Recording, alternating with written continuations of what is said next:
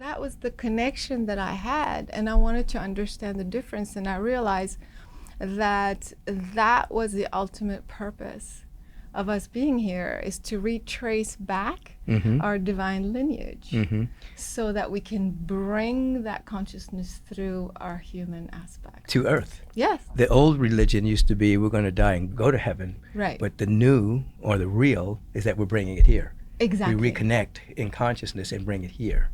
That's it. Yeah. 100%. Peace and riches blessings. I am Michael B. Beckwith, the host of Take Back Your Mind.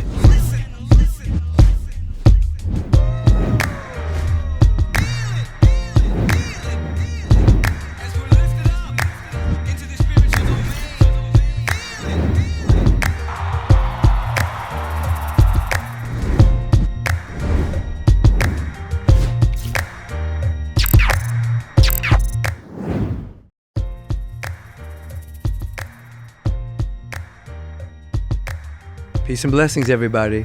You know I like to say that peace, which is the dynamic of harmonizing good and blessings, a conferring of more life upon us. Peace and blessings. Welcome to Take Back Your Mind. I am your host, Michael B. Beckwith, the founder of the Agape International Spiritual Center, the author of Spiritual Liberation, Life Visioning, The Answer Is You, and more. Thank you for tuning in. After this life question of the week, we're going to have Caroline Cory with us today. Our life question of the week is from Michelle. She's from Beaverton, Oregon. And she asked this: I was recently diagnosed with a chronic disease about 3 months ago. Before this, I was always on the go and could never imagine a season of life where I had to stay home, rest, and miss out on life. I struggled with resentment at times and asked, why me? I'm young and relatively healthy person. So how could this happen to me? However, it seems that those questions dig me deeper into despair. How can I meet this unexpected health challenge with wisdom and grace? What is the deeper wisdom that can be gleaned here? Michelle, this is a very important question and very honest. Thank you for asking. When you say, how can I meet this unexpected health challenge with wisdom and grace, in that question is the answer. You're going to turn it around and you're going to say, I am willing to meet this challenge with wisdom and grace. First of all, you establish an intentionality. The diagnosis is not the prognosis. The medical materia medica is really good at giving a diagnosis. Spiritual medica is good at changing the prognosis that you might get from materia medica. And so what do I mean by that? I want you to fully experience whatever your body is going through, but I want you to eliminate the labels. Have a direct experience. You did not say what disease is, but I'm sure it's doing something to your body, or else you would not have gone to the doctor in the first place. I want you to embrace it, meaning experience whatever sensations, but take off the label of it. Doctors always give a label to a disease. You have this, you have osteoporosis, you have diabetes, you have fibromyalgia, you have cancer, whatever. You let go of the labels, but feel the experience, observe it with an intention to glean the lesson from the experience. Why is this experience here? To teach you. So instead of being in resentment and asking, why is this happening to me? You're entering into with wisdom and grace, and you're saying, what is this trying to show me? But you do it with sincerity. What is this trying to show me? And then you'll begin to cultivate your ability to hear, not with ears, but with your intuition, the wisdom and the lessons that will become blessings because of this particular experience. I worked with a young lady a few years ago who had stage 4 cancer. When I went to see her, she didn't have long to live. She began to learn that her life was full of abandonment. Father abandoned her, and the subsequent relationships that she was in always ended up with abandonment issues.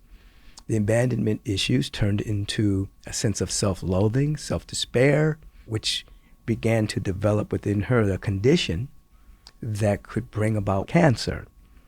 So as she began to be aware that there was something that could never abandon her, which was her own soul, something that could never abandon her, which was the living one, the presence that's never an absence, she basically built back an inner resolve to realize she was alone, but she wasn't lonely. She had the full measure of spirit with her. Anyway, it changed her whole dynamic, and that particular dis-ease taught her how to fall back in love with herself. And she became much stronger. I saw her about 2 months ago, beaming, shining, glowing, total remission. The diagnosis was from the medical. The prognosis came between her and God. I want you to take that on. They can give you a diagnosis. What is your prognosis going to be? Don't fight. Let go of the resentment. Don't blame yourself. Don't blame anyone else.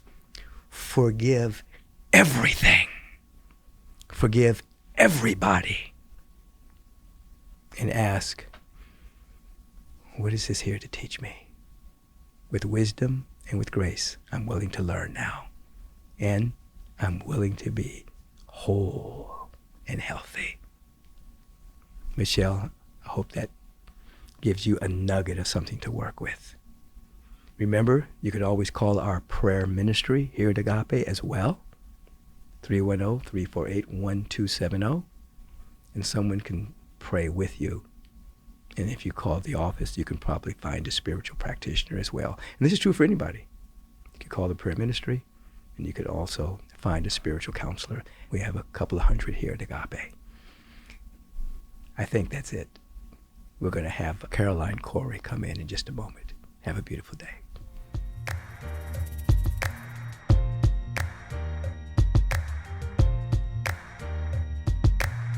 Peace and blessings, everyone. We're back. And you know who we're back with? It's Caroline Cory. I said that earlier that she would be with us today, and I appreciate the fact that she's here with us in person. And if you don't know who she is, let me give you a little bit about her. An award-winning filmmaker, author, and founder of the Omnium method of energy medicine and consciousness studies.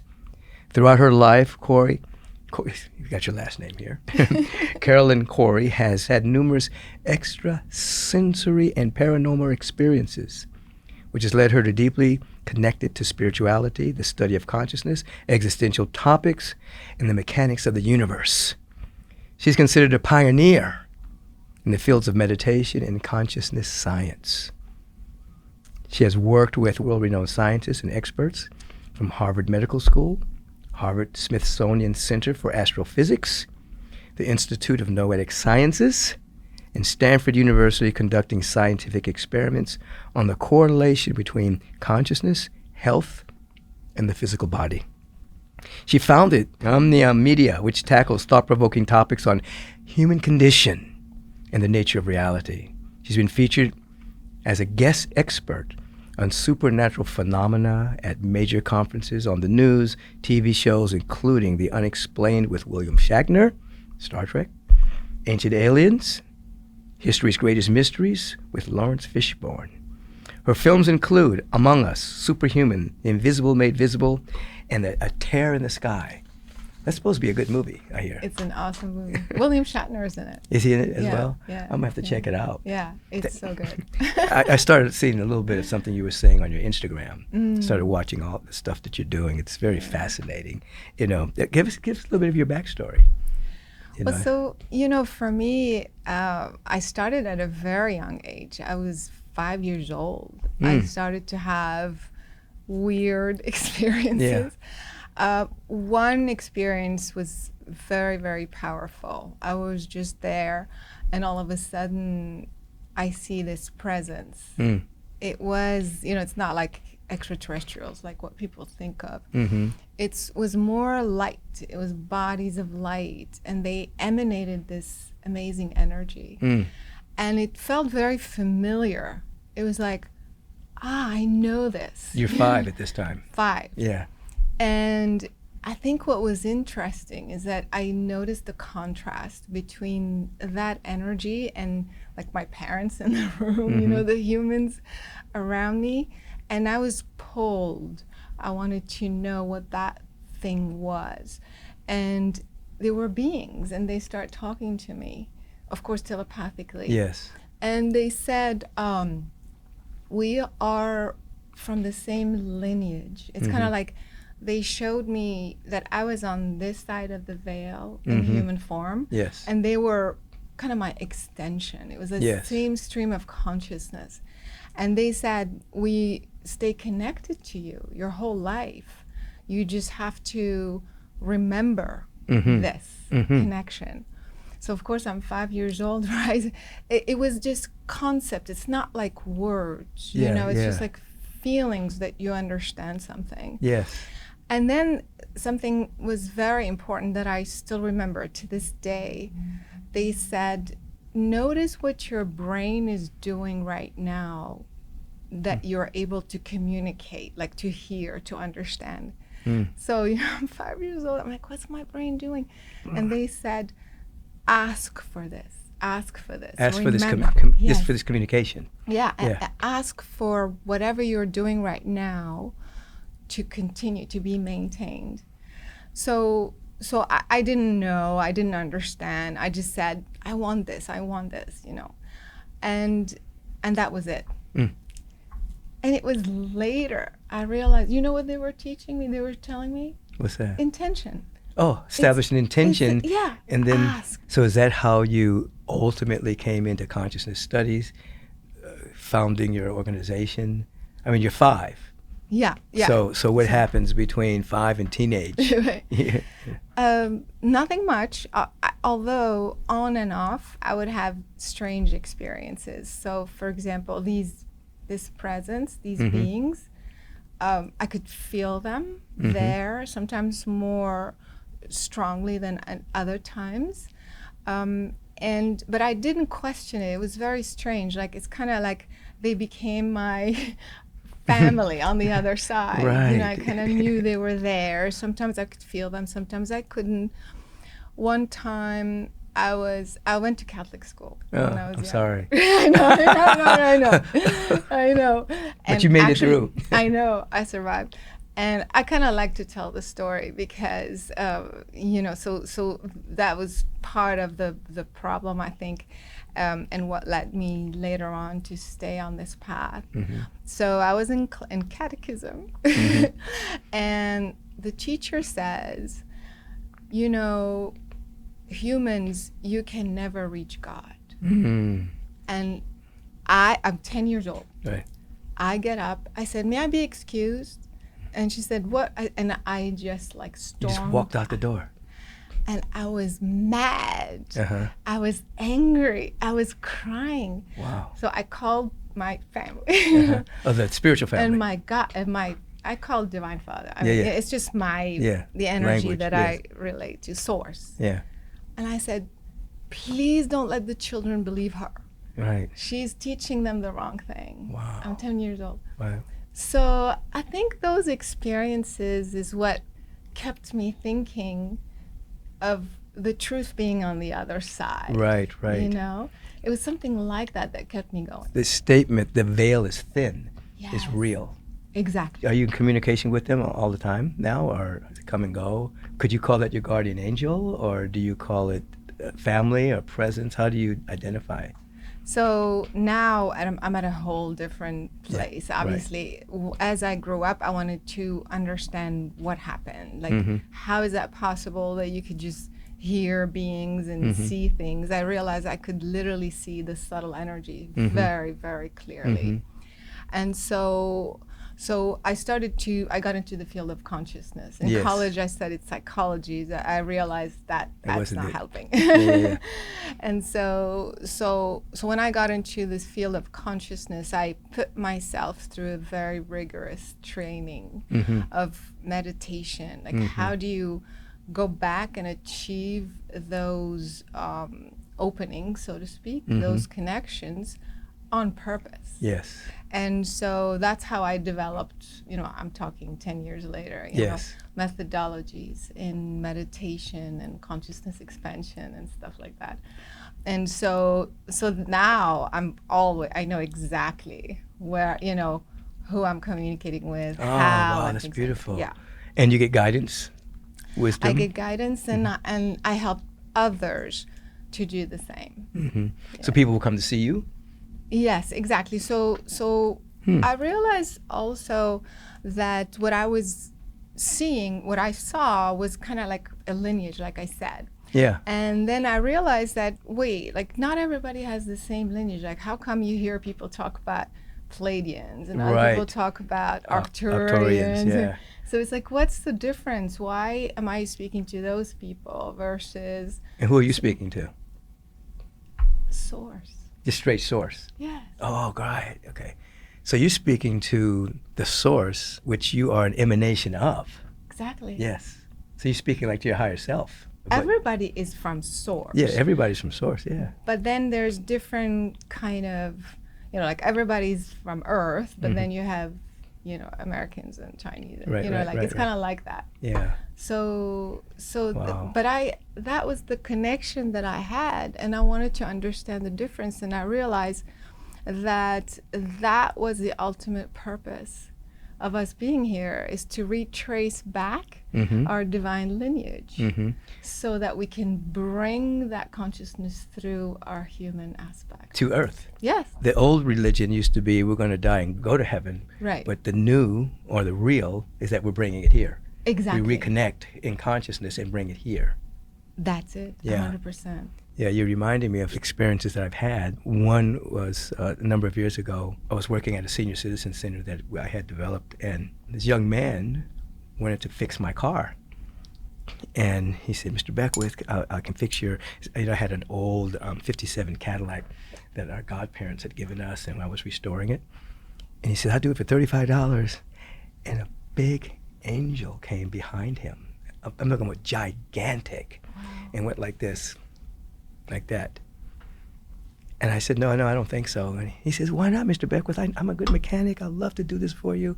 So I thought maybe I was looking into the sun. Right. So I went to the other side of the car, and he kept asking me, and the angel appeared again. It had wings and everything. Wow. And I said, no, I don't think so. I don't think so. And he says, why? You're not giving me... I couldn't give a logical reason. Well, an angel just told me no, I said, let me think about it, but I don't think so. And so I walked away. So the next day I come to the office, and everyone's in tears. And I said, what's going on? He'd been shot the night before by a security guard stealing car parts from a car parts store. Now, I'm not sure whether he was stealing car parts from my car or not, but I felt very guilty that my no wasn't stronger. Obviously, a security guard killed somebody over car parts. He chose to go in there. But I remember after that, my no became stronger, and my yes became stronger. I can't deny what I saw, this big being. That's the thing, when it happens to you, like no matter what people say, they believe, it doesn't matter. It happens to you, it's real. It was it's real. 100% real. Absolutely. I love that story. There was another one where I was meditation, and I went out, and these beings came, and they told me a number of things. One of the things they said to me was, we want you to be more compassionate. And I'm thinking, kind of feel that I'm a compassionate person if I just look at myself.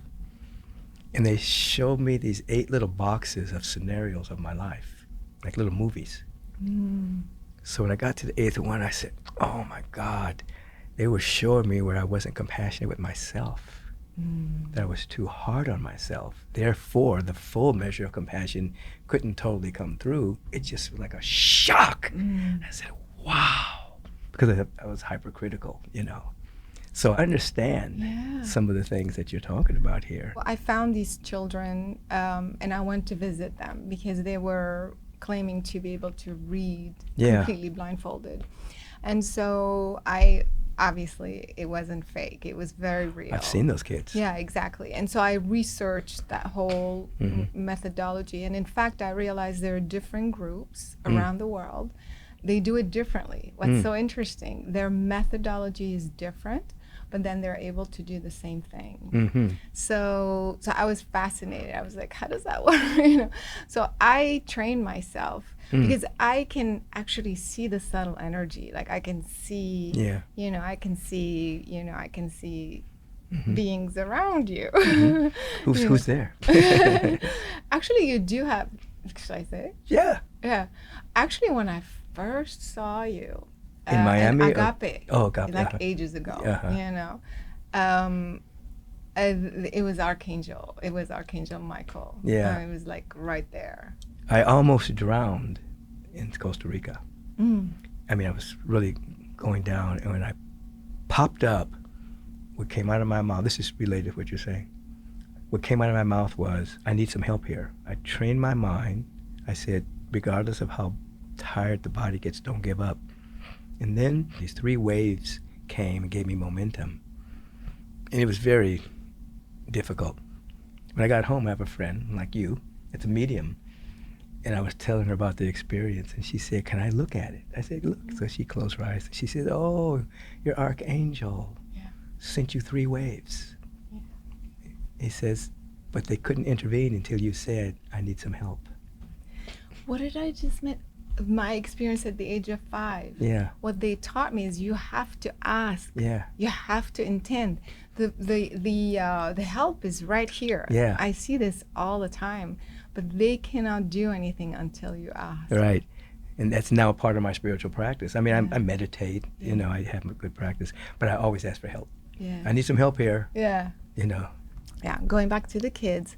So I went and I visited them, and I saw this was real. I mean, I would take a piece of paper and I would write a random word, and they were able to read it. So it was so then I was fascinated because this told me, because the methodologies were different, and yet they were able to achieve the same thing. This tells me that it's the ability to train your brain, because you see with your brain, you don't see with your eyes, right? And so I was like, I'm going to try this, and I kind of figured out my own methodology, because some things made sense here, but other things made sense there. You know what I mean? And I managed to be able to see with the blindfolds on, but it was very interesting because I could already see the subtle energy without. Right. I could see beyond. So it was a different type of training, and it just does something to the brain. It's more of an exercise, like discipline. You are training the brain to do something it's not supposed to do. Right. So it's very powerful. It's not supposed to do, but it can do. Exactly. Exactly. And so it helps a lot. For example, children who are ADHD, with confidence, so it's really, really very, very helpful. Because I mean, you have eyes, you can see. Why do you want to, So it's more of a training, and just the belief that it's possible for you to retrain your brain to make it do what you want. So what kind of exercises are good for that? Well, what did you do? Yeah. So you put the blindfolds on, and one of the things that I added in my methodology is to bring up everything first that's misaligned, meaning that's the belief systems, to tap into your own subconscious and to bring up the belief systems that are going to prevent you from achieving what you want. So you would feel fear or doubt. Of course, doubt is the first thing, really. Like, I'm going to be able to do this, or this thing doesn't work, or it's whatever. So you bring up all of these things, and you have to clear them, because as long as they're in your subconscious mind, your conscious is saying, I want to do this, but your subconscious is saying the opposite. Right. So we do this sort of clearing first, and then there's a specific type of meditation that I do that makes you very focused, like kind of focusing on a target. And so it's like a 0 point. You focus on a 0 point in the center of your brain, and then behind your heart, and then behind your navel, and it kind of focuses you in a very interesting way.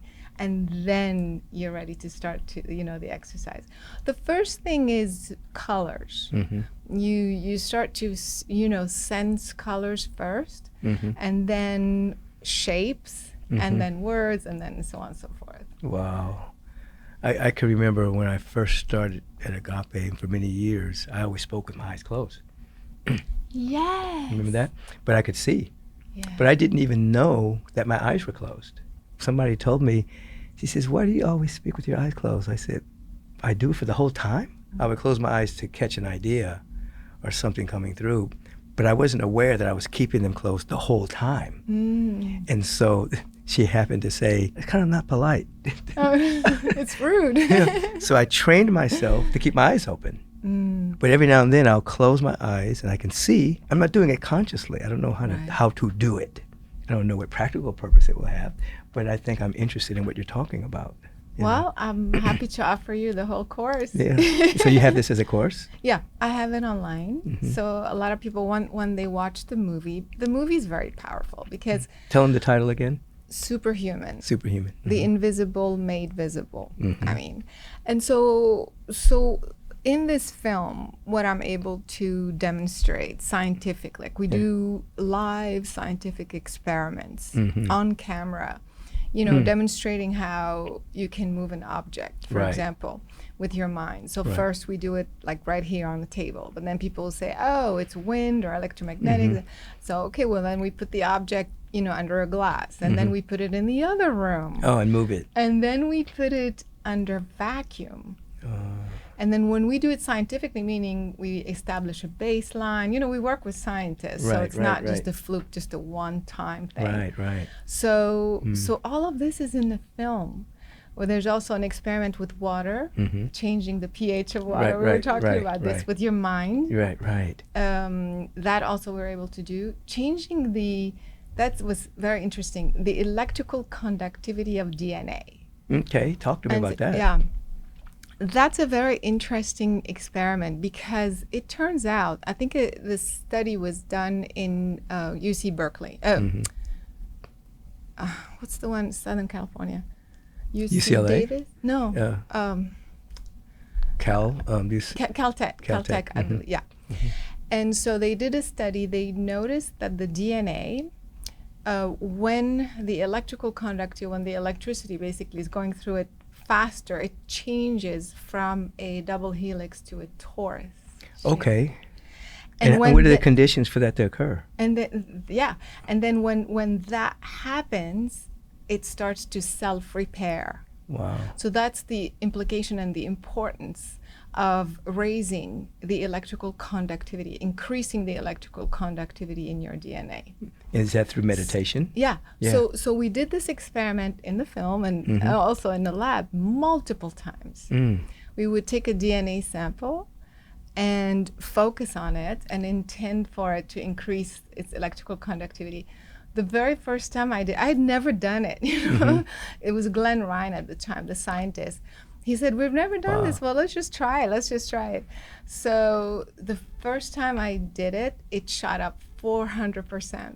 Wow. Within seconds. Wow. And then I did it again and again and again. This tells us, just through intention. Right. So imagine that through intention, you can literally increase the conductivity of your DNA, which then turns into source, which starts to self-repair. Right. So you're basically self-healing. Exactly. Right. Which is what every being needs to know how to do. Exactly. So they don't put the authority of healing onto somebody out there. They actually take back their own power. Exactly. Wow, that's beautiful.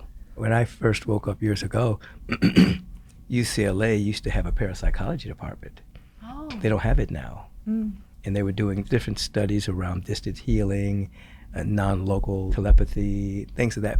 So when I first woke up, I was studying all of that science because I wanted to make sure I wasn't crazy. Right.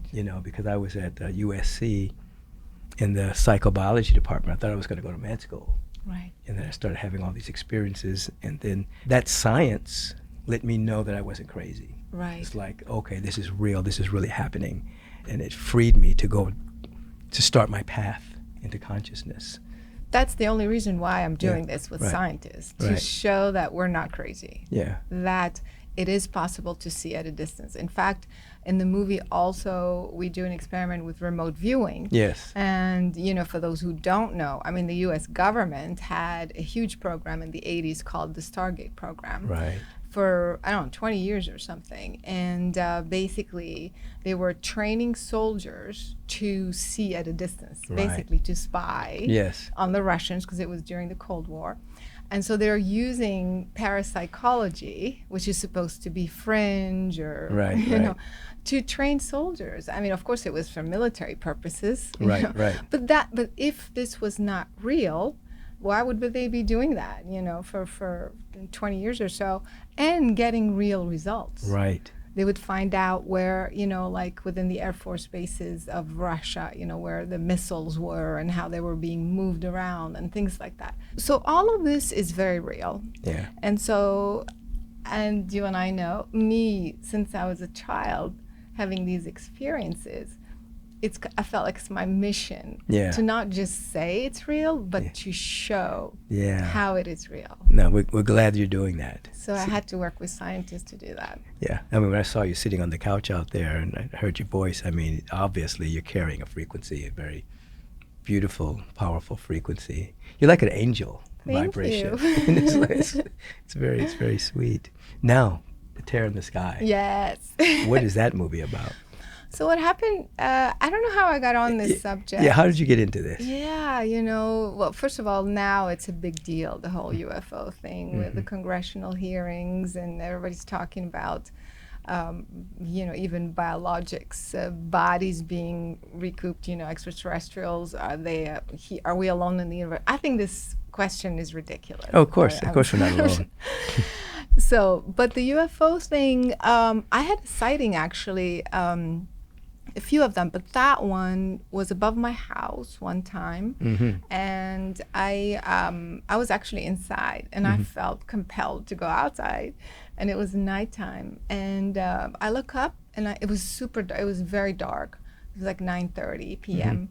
And I look up and I see these 3 like balls of light or something, and they were bouncing off of each other. They were doing this. So I looked up and I was like, oh, what? Is this, one of those things? And then I thought, oh, I remember very well because it was Labor Day.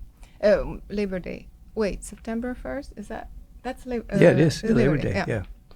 And then I thought, oh, maybe they're doing like some searchlight, something, And then I thought, wait a minute, no, there's no beams. And then that's no searchlight because they wouldn't be doing this. They would be doing something else. Trying to rationalize it, right? And then because I can communicate, right. So I looked up and I said, well, if you are what I think you are, can you show me something? And so the 3 lights split into 4 and into 6. I thought, okay, and of course my cell phone couldn't videotape it because it was too dark, and my night vision camera was not charged, of course. Wow. Yeah, it's too bad. But so then I said, okay, well that's pretty good. What else can you do? And then I started walking. I walked out. I lived in a nice like community, so I started walking outside my house about half a mile in one direction, and these lights are like hovering above me. And how like, big are they? It's hard to tell because I don't know how high up in the sky they were, maybe 800 feet, not that high. Okay. I mean, and they weren't that bright. You know how people talk about bright? So I didn't know what they were. It was just super curious. And then, so they're following me, right? Like about half a mile. I'm like, okay. And then I change direction. I go in a different direction. And these things are literally hovering above me. So I got the message. It was something. Did they come to see you specifically, you think? I don't know. I was able to kind of communicate, like, what is that? I saw, that it was some sort of vehicle, like some sort of craft. And I saw like a being and like his son or something. Like I felt like he was showing him how to navigate, on the earth plane or something. But this was definitely not something that our government made, because they make stuff. No. This was actually something from another dimension. I thought it came from Alpha Centauri. That's what I heard and understood. And then I said, can you come back or can you stay or something? And they told me something interesting. They said the grid, the Earth, how should I say, like the planetary grid, like the pathways, so to speak, between the different star systems and Earth, they said they get clogged up. What clogs it up?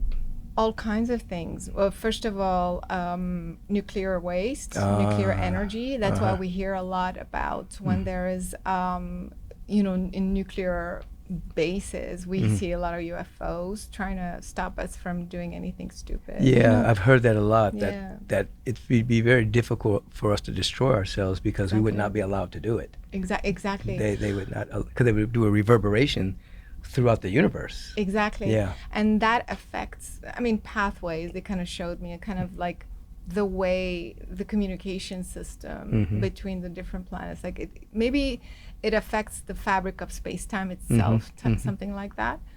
And so that's why they said we have to go. So they left, and they literally disappeared. Oh, something very funny. So I looked around, and there's this old lady, and she was walking her dog. And I said, hi, do you see these things? And she looked up, she says, oh, yeah, okay. And then she goes about, walking her dog. I said, excuse me. She had no interest? Yeah. I said, excuse me, do you think it's strange? And she's like, oh, I don't know. Yeah. And then she goes, but this shows you how some people, like, it just doesn't. They're in their own little world, and Yeah. they don't necessarily want to venture out Right. or explore or become curious. Right. But for those of us who are curious, we like going deep into that stuff. Right. And Yeah. here I was having a full-blown conversation with these. With these beings. Yes. Right. Wow. I unfortunately had very negative experiences as well. And in general, it was mostly those energies that were with me. But after a while, I started wondering the difference between the different extraterrestrials and the energies that I was talking to.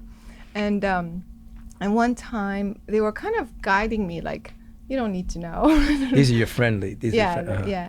And then one night, I remember I woke up and I saw 3 little beings, and they were like the typical ones that people talk about, the big eyes and stuff, but they were blue. And when I looked at them, I realized that's not their skin. That's like a bodysuit. And these aren't their eyes. These are covers, because they have a hard time breathing in our atmosphere and existing, because they breathe differently or whatever. And so like this bodysuit helps them stay here. And so I was shocked, because I just woke up, and I mean, they woke me up, or they woke me up. And they had a horrible energy. Like, they were literally, I could feel they were harming me. Like, they were broadcasting this kind of... Were they trying to harm you, or were they Yeah. experimenting? What do you think? Maybe both. And then I saw in the other room, there were multiple, what people call the reptilians, because there's different kinds. The ones that I saw are like short, and they had like, they were kind of stocky and had this, reptile-like skin. I think I was being targeted, I want to say, because I was like being bombarded with like super dark energy. And so my reflex was, go away, I don't want this. I kept saying, leave me alone, go away. And they ended up going away, but I felt like off. Actually, I started to have like health problems. And then I think is the next day. Why do you think they came to you? Because you were super sensitive, or they were trying to use you to explore this terrain? Who knows? I think both. I hear a lot of people, attracting or those experiences, because they're on a higher path, or helping people, or humanity, or who knows. But another thing that my guides were teaching me also is to defend myself. Because before I was like, You're all happy. Hi, how you doing? Yeah, exactly. And I think this was a huge learning experience. And then, no, when it's something that feels harmful, you push it back. Like, in fact, the thing is, when you push it back, you reflect it back to them. That's why it was important. So it's not defending, like, in the sense of fighting. Yeah, no, it's more like even protection. It's more about, it's a reflection, of what's coming to you, law of attraction, Yeah. And then the next day I had these incredible beings also that helped me reverse. I consciously started to ask whatever happened, harm happened, to reverse it. I had some weird, like, month of weird physical things. And then it started to reverse again. So that's why I want to say that they were there to harm me. Some people that I know say that those particular beings are immature. They don't have the emotions that we have. Right. So they don't even know they're harming. They're doing something bad, but they have no feeling about it.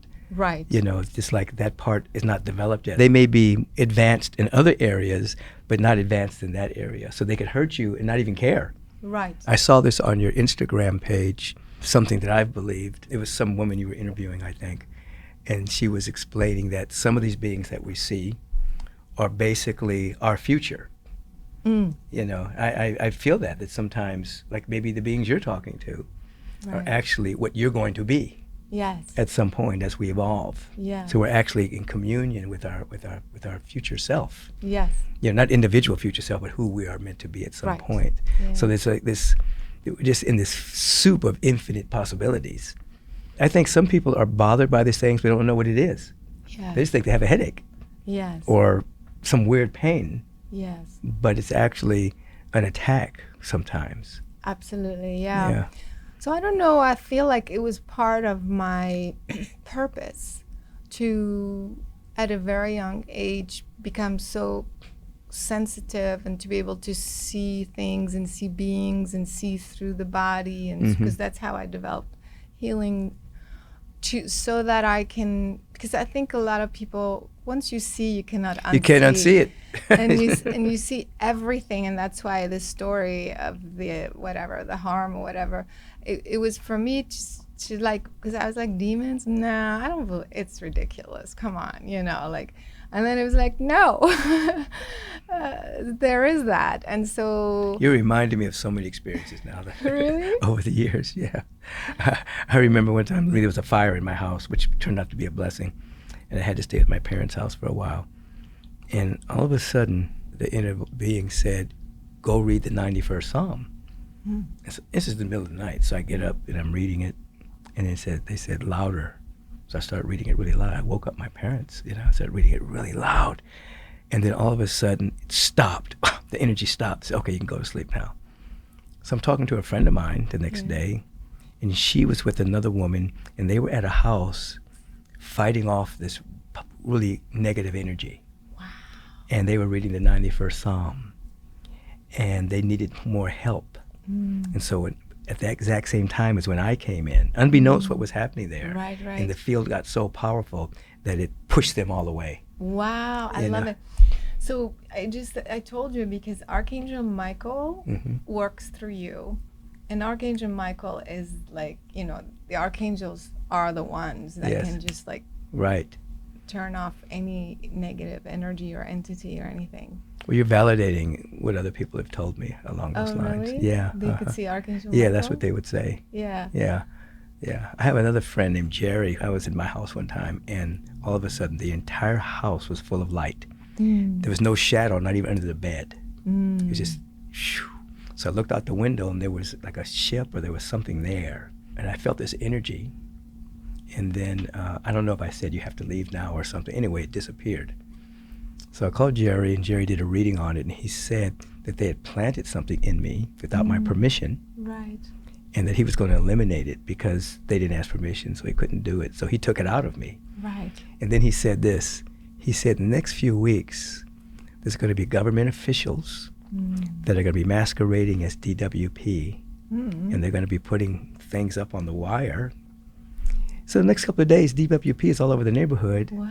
And these guys don't even look like DWP. They got these big beards, and they're putting these different wires, telephone wires. And I'm just looking at them saying, what are you guys measuring? You know? But it's interesting talking to you, because generally, I never mention this stuff to people. You know, you can mention it to me. I know. I don't ever talk about this stuff, that kind of sensitivity and that kind of availability. But this is fascinating. Well, I remember the very first time I went to Agape, I mean, ages ago, and I walked in the room, and I could feel the energy in the whole room. Yeah. It was very, very beautiful. And then I looked at you, and it was like, okay, Archangel Michael's right there. Yeah. He's speaking through you. Yeah, that's He's beautiful. Speaking through you. Yeah, for sure. When Lee first started coming, she had been to India and she'd been to all these beautiful temples. And she said that when she walked into Agape, because we were at the warehouse, we turned it into an aware house. Yeah. Oh, I love that. And she said when she walked in, it felt like just like those old temples. She said, how is this happening here in the middle of LA?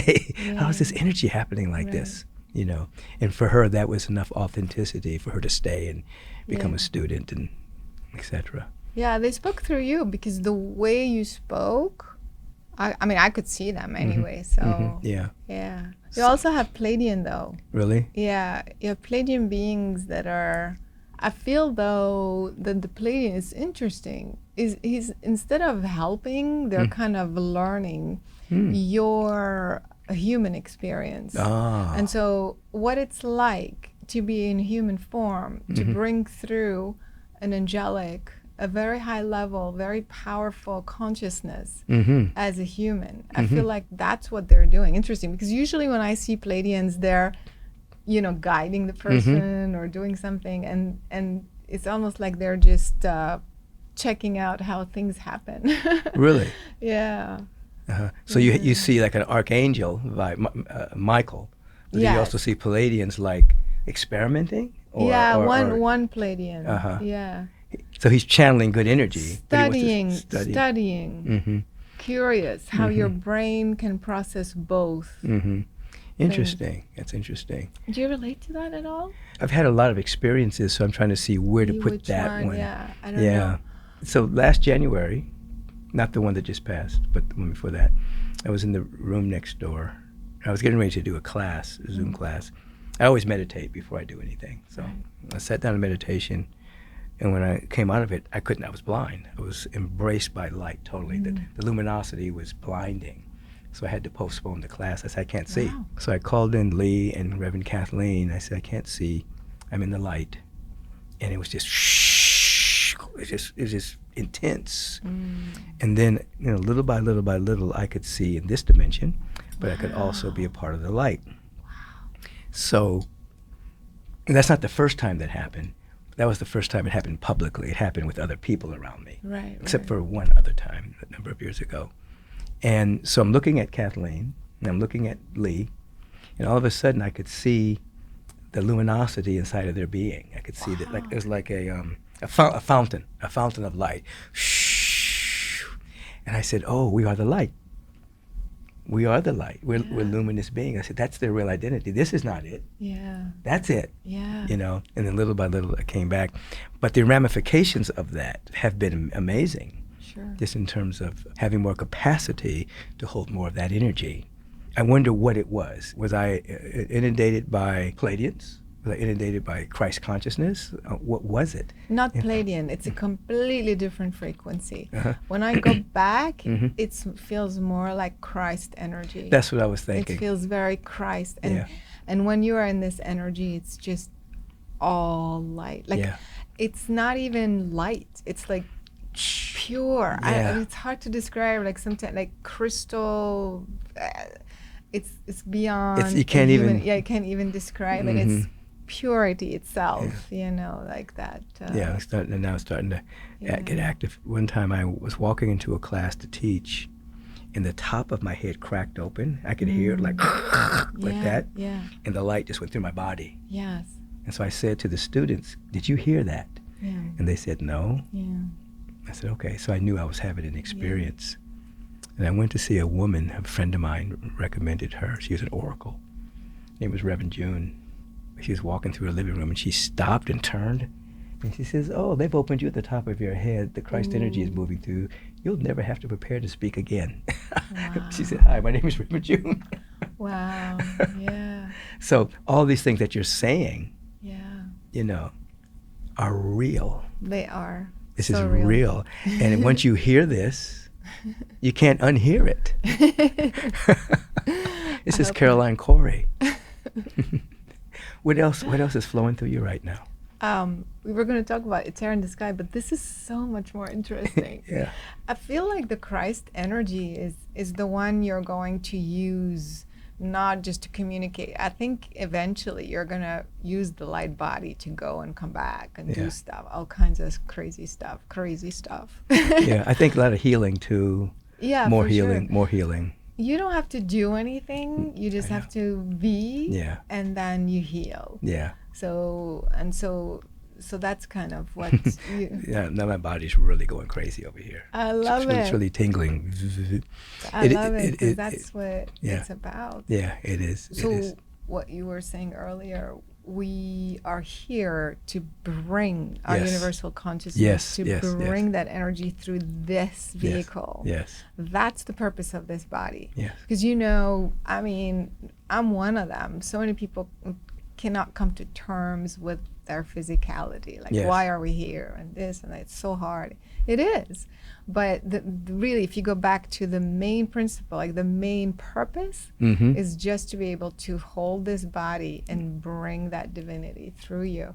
And so what happens is that everything that you think, say, or do consciously starts to pour into the collective consciousness, both your human aspect and your universal aspect, so that every thought that I have gets embedded in the fabric of space-time. If I do that, every single thought that I have, and you do that, and she does that, and he does that, that's how we actually evolve the collective consciousness. Right. And all those thoughts, embedding the fabric of space-time with the frequency of our original essence coming through us. Now, you believe at this time in human history we're at a tipping point? 100%. I think it's very hard. This year especially has been very hard. But I think I don't know about a tipping point. I feel like I can feel the energy too. It's like, whoa. It makes it a little spacey, right? You too? Yeah.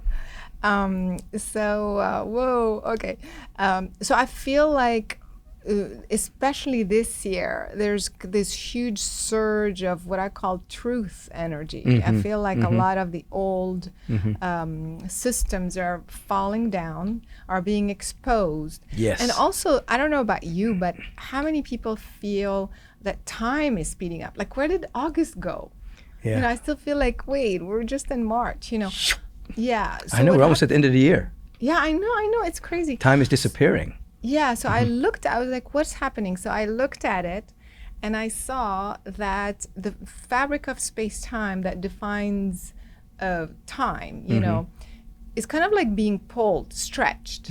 So it gives us the illusion that it's faster, but it's like a veil. The faster it goes, once it's all kind of pulled, it's like a veil. I feel like everything is revealed. It feels very raw. It feels very...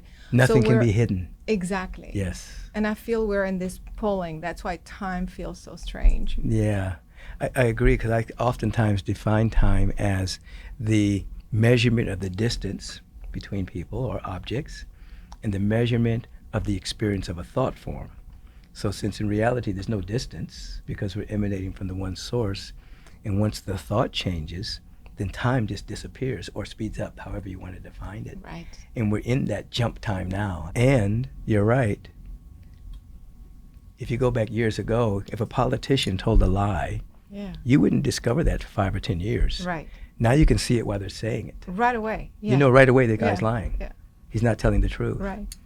And whether people do anything about it or not is one thing, but the fact that everybody knows that the lobbyist is in his pocket. He's not really serving the constituency. He's actually serving himself. Everybody can see it. Right. And so some people become detached from the whole thing. Right. Some people become non-attached, which is they're still in the game, but they're not attached. And some people are just like, forget it, I'm not playing that because the system doesn't work anymore. Yeah. The medical system, the prison industrial system, the war system, it's all systemically being revealed that it's all kind of coming apart. Right. And now the financial system is the next thing I know. they're going to throw on us and tell us it's for your own good. We're going to make everything digital, but it's for your own good, for your own safety. but we're going to see through the whole thing. Yeah, people are already starting to see through it. Yeah, exactly. And that's my point. Like all these systems that are still trying to play games, it's not going to work anymore. Yeah. So that's the turning point. But people have to know they have the power. The power of the people is greater than the people in power. Right. You know. Ooh, but I like that. But they have to know it. Yeah. So the raising of consciousness and coming to our spiritual authority allows us to be real citizens of the world.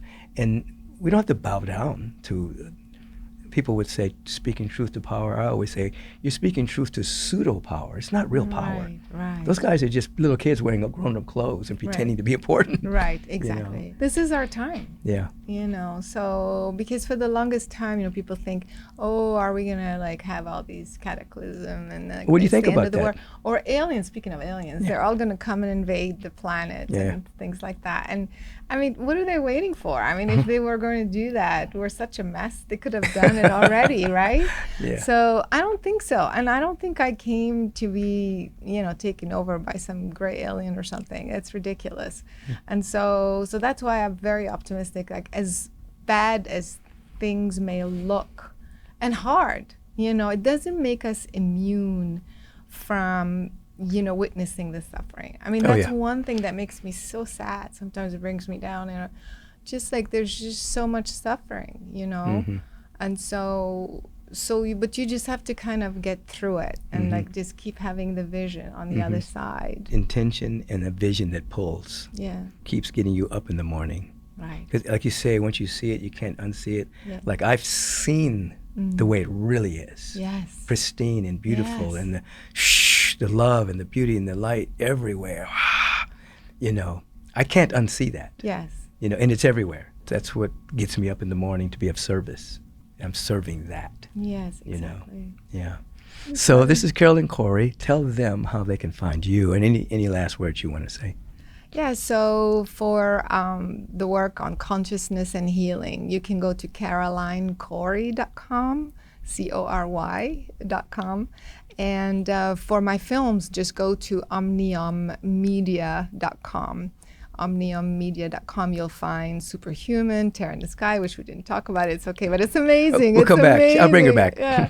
And Among Us, also, it's about our extraterrestrial heritage. So it's very, very cool stuff. And I feel like what I'm doing with my work at this point is trying to make what people call the paranormal normal, because this is who we really are. We are true divine beings in human form, and this is our time. This is our time. So all my work, all my films, everything that I do is about that, empowering you to do that as well. I met her in Miami, Florida, at the event that our friend Billy Carson. And I won the award. And I did too. Yes, that's right. I won the award for Best Director Producer of Conscious Films. How about that? She was voted the best director of conscious films, and I was voted the Spiritual Leader of the Year award. Yes. Isn't that sweet? I had no idea. I was surprised, and neither one of us worked for awards, but it was nice. It was a nice validation. Amazing. Yeah. I thought it was amazing. It was beautiful. Thank you for being with us. Oh, thank God you bless you so much. You're amazing. And thank you for validating all that stuff. Hey, everyone. We'll see you in a little bit with our meditation practice. Peace and blessings.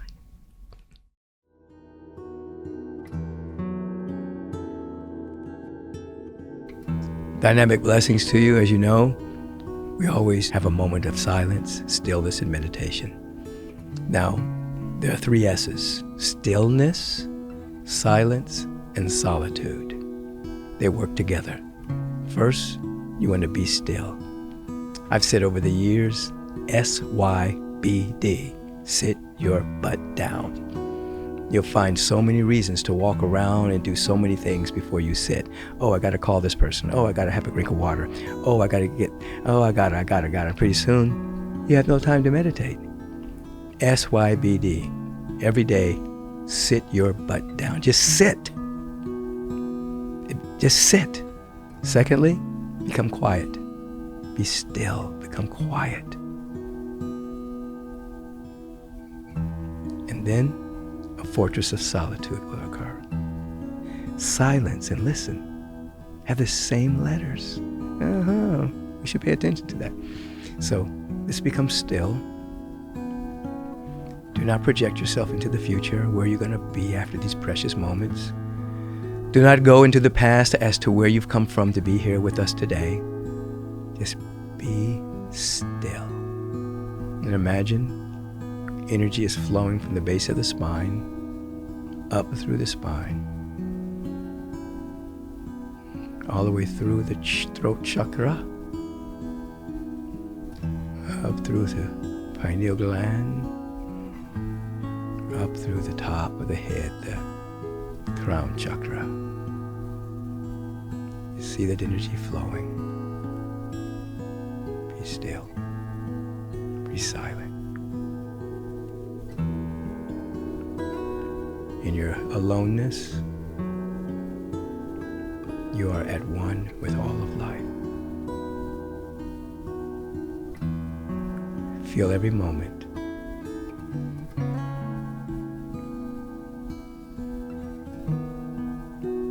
That you have felt a sense of oneness with life. Feel every moment.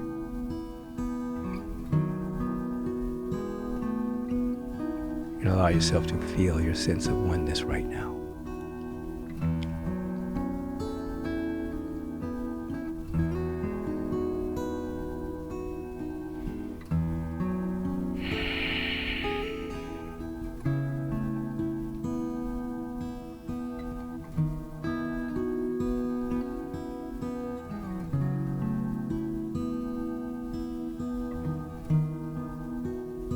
The mind drifts, it's okay. Come back.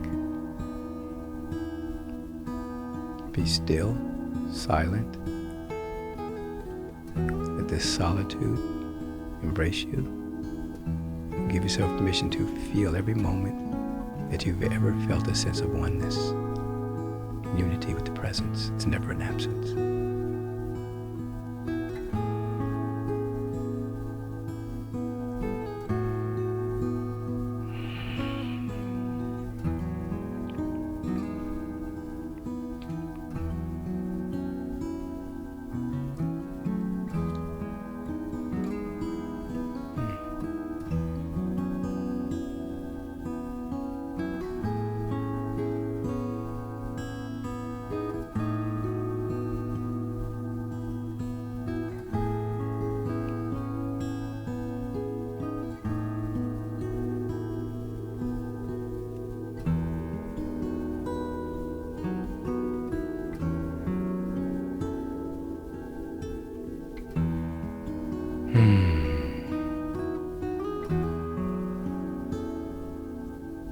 Stillness, silence, solitude, oneness.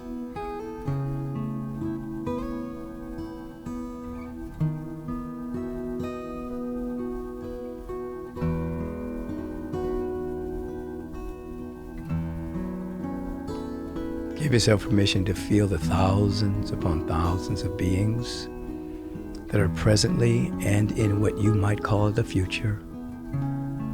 Be with us in this moment of meditation. Since time and space is a mental construct, we're all together now, amplifying this field of oneness for the entire planet, all beings on the planet. Infusing the noosphere and the Akashic records with our thought and feeling of oneness and unity right now. All is well. We give thanks for this and more than words can say or convey, and we allow it to be so, and so it is. Amen. Thank you so much for participating in this moment of meditation. Be aware that I have a way of meditation service every Sunday, 6:45 Pacific Standard Time, right here in Los Angeles. It's live streamed on YouTube, live stream at agapelive.com, Facebook. Tune in. Have a beautiful day.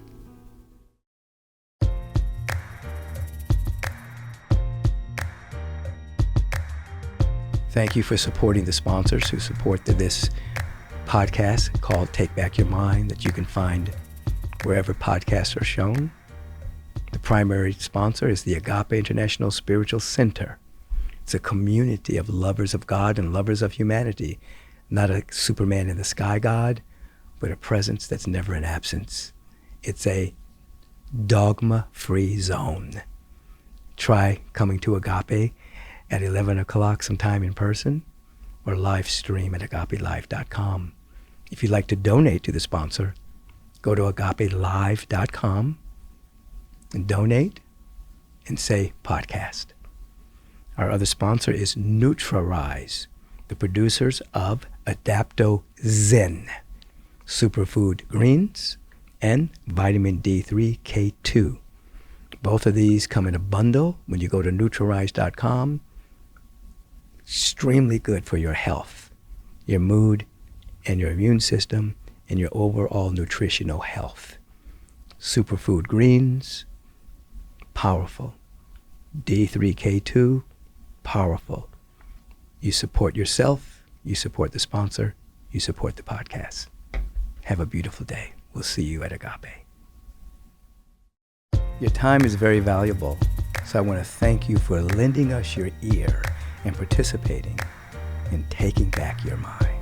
If you want to submit a question for the question of the week, please submit it to podcast@michaelbeckwith.com. If you've enjoyed what you've heard today, please submit a review and let us know your thoughts. Stay on top of current episodes by subscribing to the podcast so that you'll receive alerts and not miss one single episode. And feel free to share this podcast with all of your friends and family. And until we meet again, take back your mind, and you will take back your life. Peace and blessings.